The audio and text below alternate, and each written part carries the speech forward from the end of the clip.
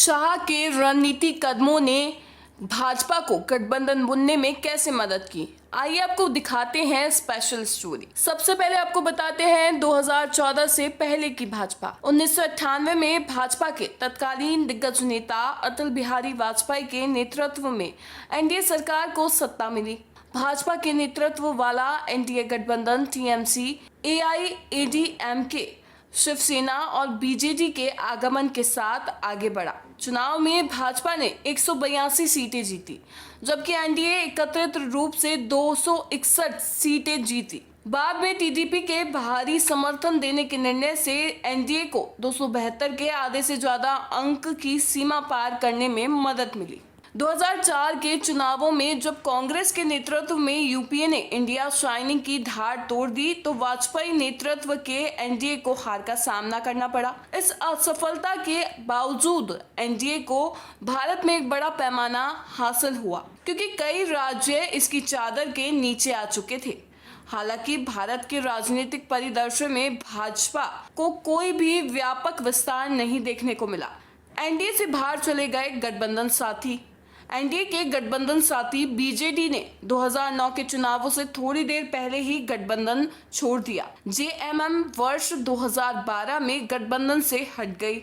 इसके साथ ही all Jharkhand students union ने भी गठबंधन छोड़ दिया। टीएमसी वर्ष 1998 से 2007 तक एनडीए का हिस्सा थी। ये 2009 के चुनावों से पहले कांग्रेस पार्टी के नेतृत्व के यूपीए का हिस्सा बन गई। डीएमके, एमडीएमके और पीएमके ने वर्ष 2002 में एनडीए को छोड़ दिया। वर्ष 2002 के गुजरात दंगों के बाद रामविलास पासवान के नेतृत्व में एलजेपी ने अपना समर्थन वापस ले लिया और हरियाणा विधानसभा चुनाव 2009 के दौरान भारतीय राष्ट्रीय लोकदल ने एनडीए को छोड़ दिया। अब बताते हैं आपको नई भाजपा। 2014 का सामान्य चुनाव और राजनीति के चाणक्य कहे जाने वाले अमित शाह के रणनीतिक कदमों ने विभिन्न राज्यों में कैसे दिया भाजपा को पुनः जीवन। सबसे पहले बात करते हैं आंध्र प्रदेश की। अमित शाह के योग्य नेतृत्व के तहत भाजपा नेतृत्व में एनडीए सरकार ने हाल ही में आंध्र प्रदेश में चंद्रबाबू नायडू द्वारा तेलुगु देशमुख पार्टी टीडीपी और पवन कल्याण के जनसेना के साथ चुनाव से पूर्व गठबंधन किया है। बिहार, अमित शाह ने अपने पुराने साथी नीतीश कुमार के साथ चुनावी समझौता किया और हिंदुस्तान अवाम मोर्चा के जीतन राम मंझी, उपेंद्र कुशवाहा के आरएलजेडी और मुकेश सहनी नेतृत्व में विकासशील इंसान पार्टी को बिहार में शामिल किया है। उत्तर प्रदेश, अमित शाह ने समाजवादी विपक्ष से जयंत चौधरी के नेतृत्व वाले राष्ट्रीय लोकदल आरएलडी को भी उत्तर प्रदेश में खींच लिया। तमिलनाडु, अमित शाह ने सफलतापूर्वक पट्टाली मक्कल काची पीएमके के साथ गठबंधन करने में रणनीति बनाई, जिसे एस रामदास ने स्थापित किया था। इस पार्टी में शामिल हैं टीटीवी दिनाकरण के नेतृत्व वाली एआईएडीएमके, जीके मुपनार द्वारा स्थापित तमिल मानिला कांग्रेस आदि। अमित शाह की महान रणनीति।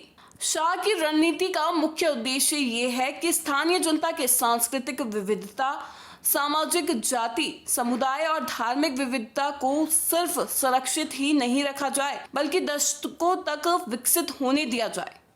विशेष जातियों या समुदायों पर मजबूत प्रभाव डालने वाले छोटे स्थानीय दलों के साथ गठबंधन न केवल शासकीय व्यवस्था को जाति या समुदाय के पक्ष में मजबूत कर सकता है, बल्कि इन जाति समूहों द्वारा सामाजिक मुद्दों और आर्थिक चुनौतियों को लेकर बेहतर दृष्टिकोण प्राप्त करने में भी मदद कर सकता है। ये छोटे स्थानीय दल अधिकांश विशेष जाति समूह के बीच गठित किए गए हैं या उनका मतदान अन्य पिछड़ा वर्ग, ओबीसी, सबसे पिछड़ा या अनुसूचित जातियों में होता है। इन स्थानीय पार्टियों के साथ गठबंधन शासकीय पार्टी को ऐतिहासिक गलतियों को सही करने और इन सामाजिक और आर्थिक पिछड़े लोगों के भाग्य को बदलने का एक आदर्श अवसर प्रदान करता है। केंद्र सरकार भी लोगों को एक मजबूत संदेश भेज रही है कि स्थानीय मुद्दे, क्षेत्रीय आकांक्षाएं और विकास परियोजनाओं को प्राथमिकता दी जाए। स्थानीय पार्टियों को स्थानीय जनता की क्षेत्रवादी और भाषाई चरित्र की गहरी और मजबूत समझ होनी चाहिए। इस प्रकार के गठबंधन भाजपा के स्थानीय लोगों के साथ गहरा संबंध स्थापित करने में मदद करेंगे। वर्ष 2019 में भाजपा ने उत्तर प्रदेश में अपना दल के साथ चुनावी गठबंधन किया।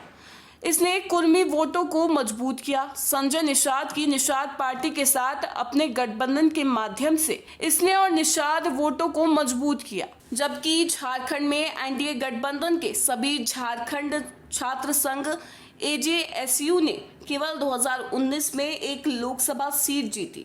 ये भाजपा के लिए कुशवाहा वोटरों को मजबूत करने में मदद की।